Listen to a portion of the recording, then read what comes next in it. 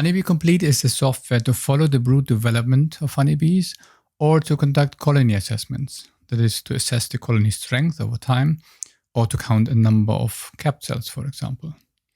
In this video, we'll focus on brood assessments, which are typically conducted according to OECD Test 75 or EPPO 170.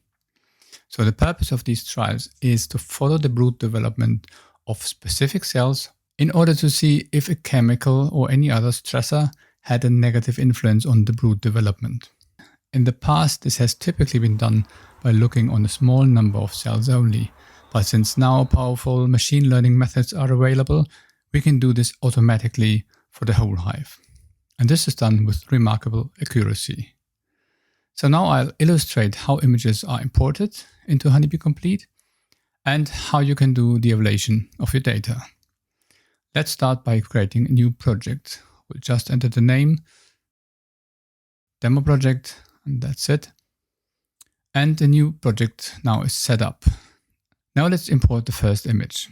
We will select this one here. And when you import images, you now need to provide the date when an image was taken and the comp number. The date refers to the date relative to the application of our chemical or stressor, because this is what we need for the analysis. So when you have images of the same comp taken on different days, the problem is often, if you want to follow what happened in each single cell, that we have to overlay the images of different days. This can be difficult if the camera is slightly shifted or the distance was not identical on all days. But here in HoneybeeComplete, we can overlay the images quite easily because we have a cropping and a distortion feature. Now the image is cropped and any distortion of the image is removed. I've added now all remaining images of this project, and the next step is to assign cells. Here we can adjust the cell size if needed. Of course, you could assign cells manually, maybe by just selecting a few cells and then clicking on the image to mark them. But here we will use the auto detection feature of the add-on for cells. Here we have to adjust the cells manually.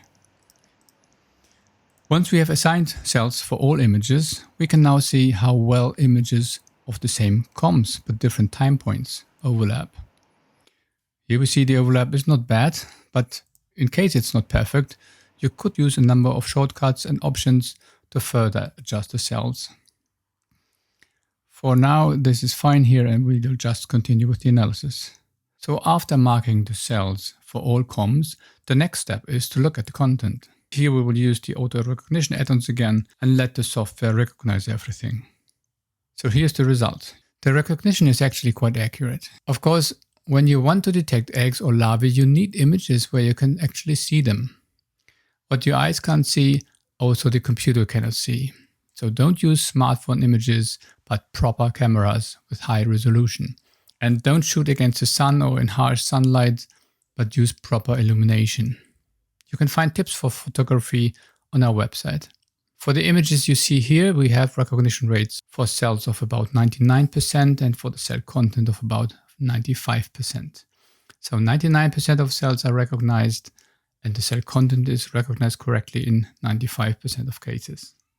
Okay, so now we are ready to see the results. So let's press evaluation and then let's select the brood fixation day.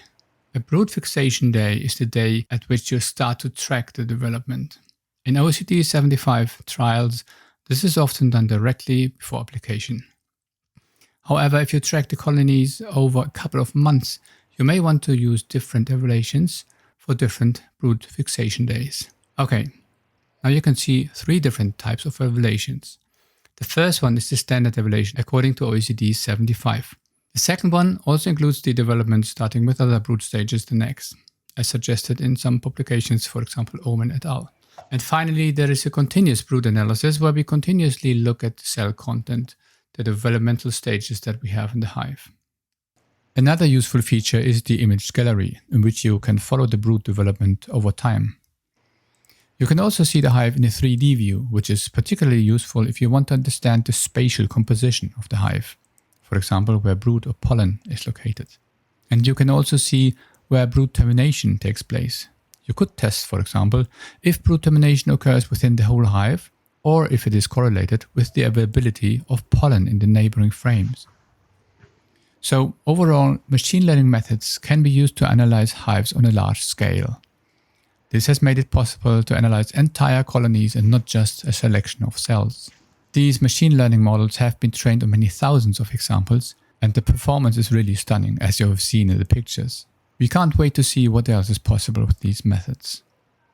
So if you like this video or want to see more videos like this, don't forget to like, subscribe and share.